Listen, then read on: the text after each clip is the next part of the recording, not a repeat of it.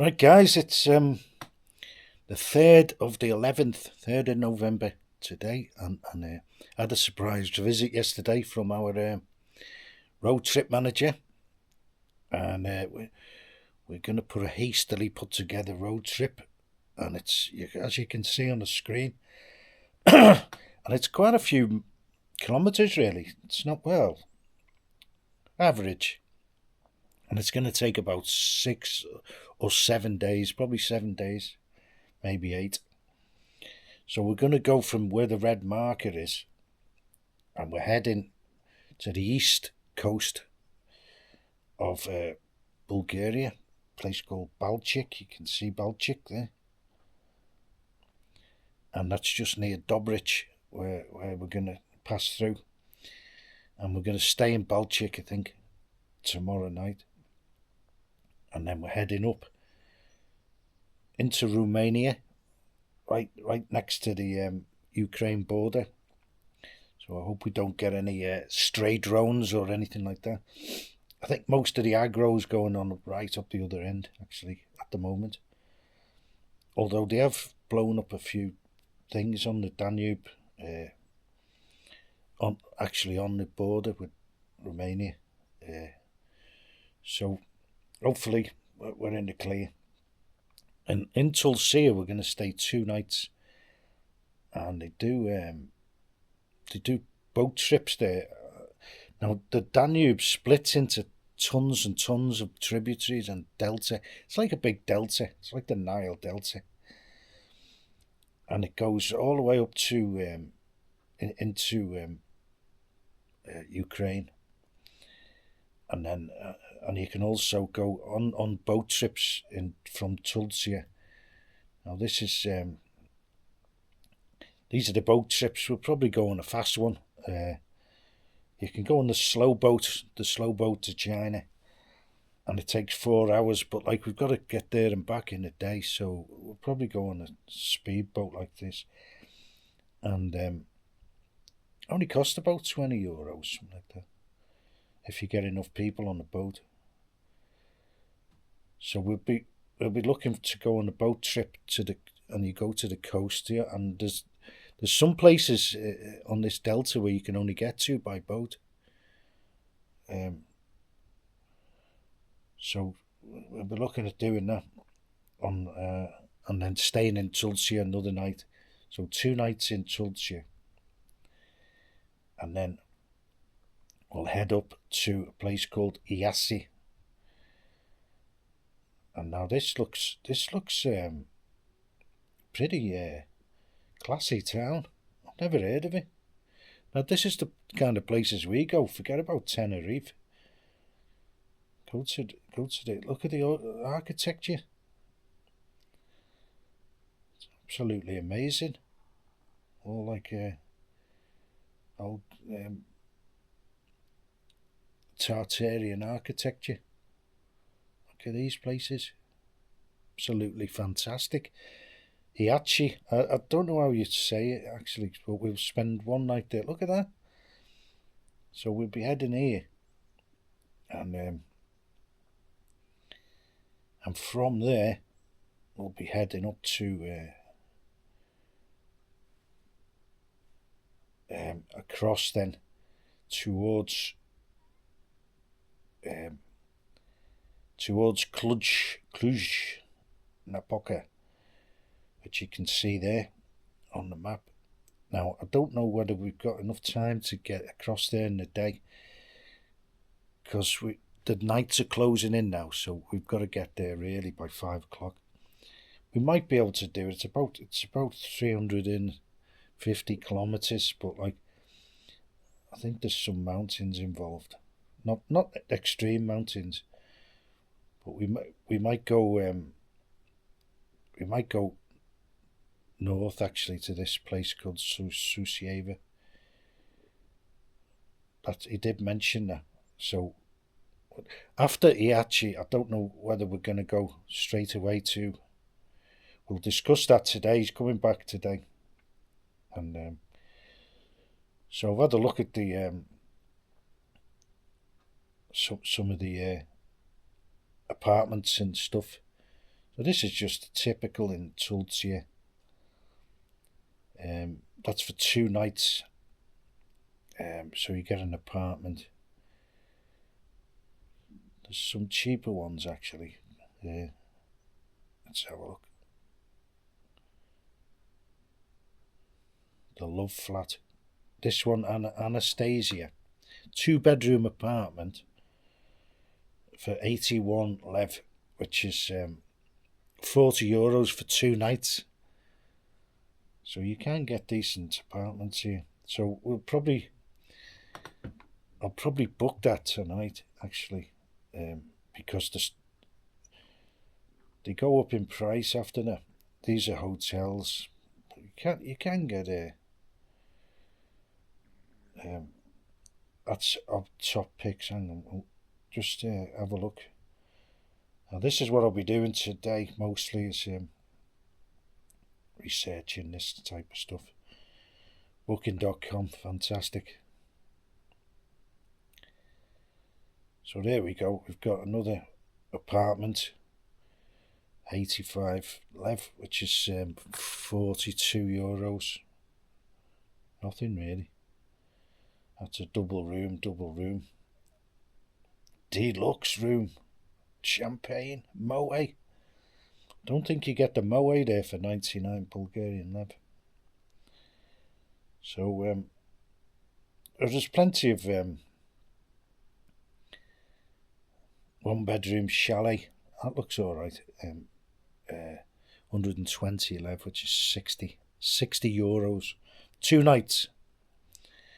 Right, so that's what we're going to be looking at over the next and then we had a look at the weather, and we're going to go on the 17th, but I pointed out that to our manager that the weather is getting pretty rough by the 17th, and it's turning into winter then, both in Bulgaria and so we've got this window now from the 4th. You see all the suns there, and this I just put in Cluj, which is the in the mountains or near the mountains, Transylvania. And you see after the 17th it starts getting a bit cold, a bit frio, down to -9, -11.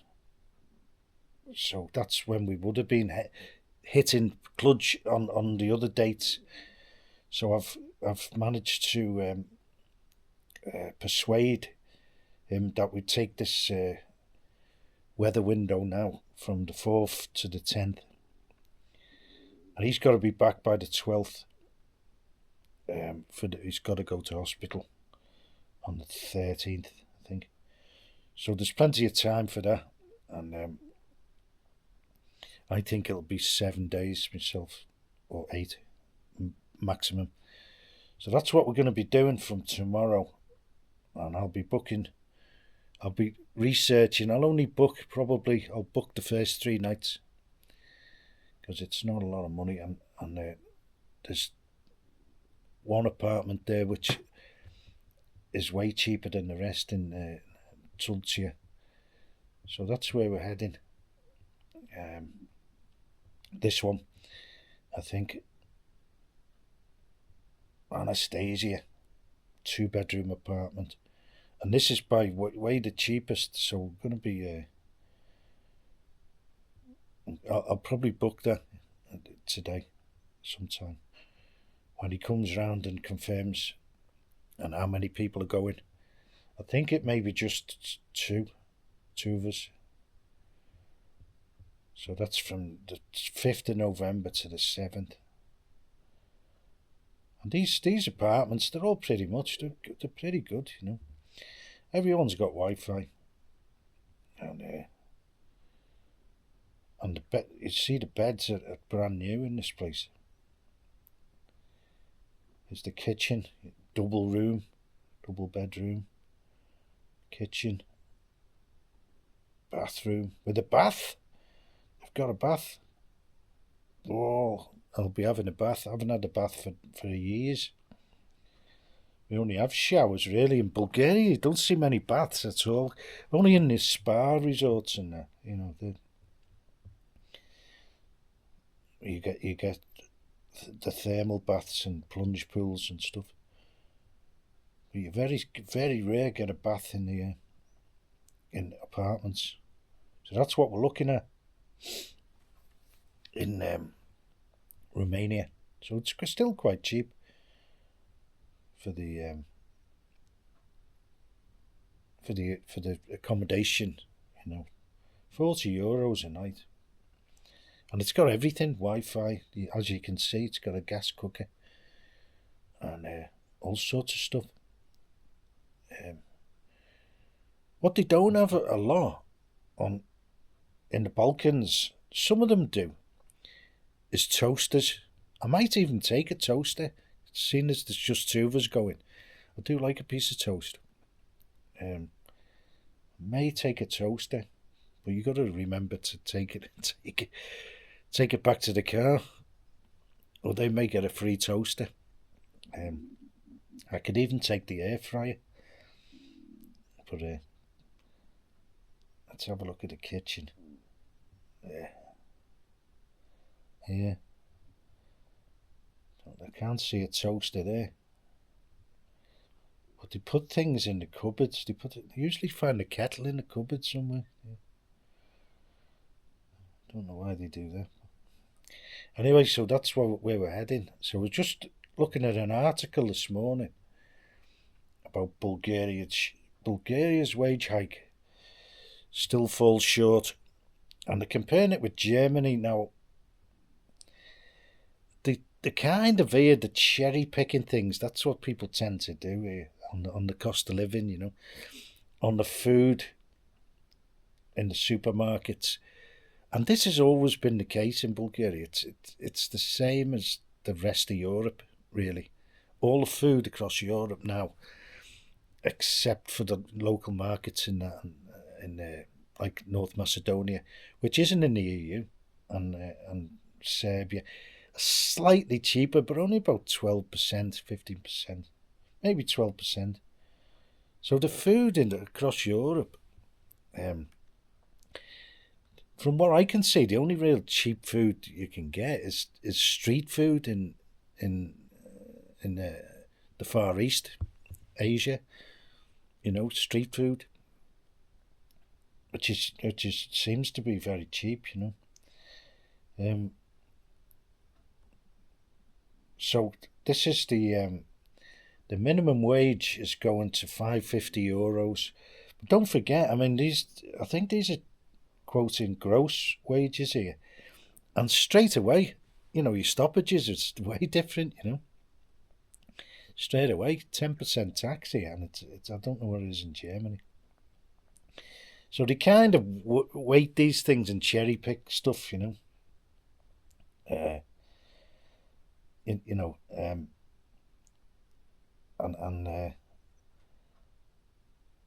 go on the expensive stuff, but like supermarkets in general, that's where it stops.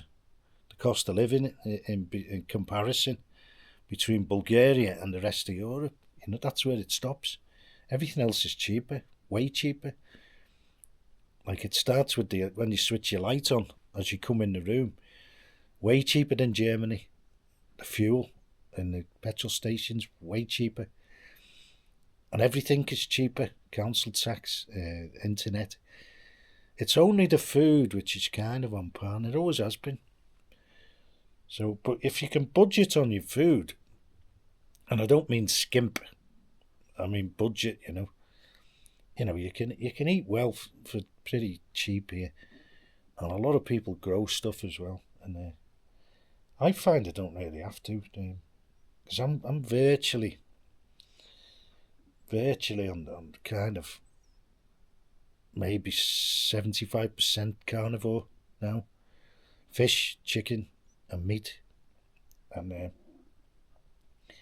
a few carbs, and I've avoided oxalates and lectins for the past few years, and my joints have got a lot better, and my knees, the arthritis and everything is getting better and better and better. My knees very, very rarely hurt now. There used to be an agony with my knees, oxalates. Look into it. Oxalates and what you call it, lectins. Just search on the YouTube, and if you've got painful joints, that's what it may well be. I mean, I thought it was gout, and I went to get tested for gout, and they said the uric acid levels were normal, and then I noticed that I had a bad attack once with spinach, and just in the back of my mind, I saw something just passing on the internet about spinach, and then that was it. Then the whole thing opened up, oxalates, and that's what it was. That's what this hand, I couldn't move it for a week after eating a big bag of spinach. And they say spinach is wonder food. It's dangerous stuff. Look it up. Oxalate spinach. OXAL. Oxalates. And look it up. They even say it's dangerous for little children, spinach. So that's what we're doing the next few weeks. So the minimum wage is increasing by €73 a month. I mean, that's a fair old chunk of money, that's not bad. I know it's low. Everyone's aware of it's low. You can't just go overnight say, right, the wages are going to be the same as Germany. Not going to happen, is it? It's never going to happen like that. So at least they're going up, unlike the UK, which haven't gone up since I think it's at least 10 years. The wages haven't gone up. Well, the average wage hasn't anyway. So I think they cherry pick a lot of this stuff on these comparisons and like they pick out the only things in this article. They pick out the only things that's more expensive in Bulgaria, which there is a couple, and it's always been the case here. Always, things have always been more expensive in Bulgaria than the UK, even like olive oil. I don't know why, because we live next to an olive oil producing Greece and Albania. So I don't know why it should be so expensive here, but it is. And maybe because not many people use it. They all use sunflower oil. And what's his name's always been expensive here. Cleaning stuff, detergents. And that's why I don't wash very much. But it's coming down now, actually. The shower gels have come right down. And the washing up liquid you can get now in big... you can buy out like in bulk. That's what I do, and just fill a bottle every now and again. But yeah, so that's where the similarity ends, as in anomalies like that, and then everything else is way cheaper here, and I'm kind of living proof. I couldn't live on what I can live on here in the UK. No way, no chance. I live on €5,500 here, with everything. The car, everything. The only thing I do here is don't pay a mortgage, and I don't pay rent. So once you're in that position, you can live on peanuts here. If I was in the same position in the UK, even if I own the house outright, I would say it'd be 3 times. You'd be struggling to live on less than maybe about 18 grand a year, 20 grand. English money, not euros. You'd be lucky to get by on, well, I don't know. I mean, if you weren't travelling to work and that, but you wouldn't have any money then. Yeah, I would say absolute minimum would be about €16,000 in the UK, and probably Germany as well. Absolute minimum. People may live on less, but like I think the pension is 12 grand. So that's like the bare minimum, and people can't afford to live on that. So, and people are struggling on the minimum wage, which is take home is 27. Average wage, sorry, is 27,000. Take home, but I would say for what I live, for what I do here to live in the UK, exactly what I do during each day here would cost me about maybe £15,000. I'm going to do a comparison actually on what I do. I live here. I know what I live on here exactly because I've done it for 3 years now, and I've added the bank accounts up, so there's nothing missing, nothing at all. I know exactly what it cost. Everything, every single penny, or statinky that we have here. I know how much it cost. Lock, stock and barrel, everything. Nothing missed. Not even a single penny. I don't keep a record of. I just work it out from the bank. And you can't go wrong. If you do January to January on a bank account, ins and outs, that's it. That's the best. That's the best way. And that's with all the everything, all the costs, council tax, the lot. So I'll do a comparison soon on what I do here, which won't be commuting and that, but I can put the same car in and get the insurance quotes and everything. I'll do that. Okay, so we're off to Romania tomorrow, so I don't think I'll be posting much in the next 7 days. Okay, cheers.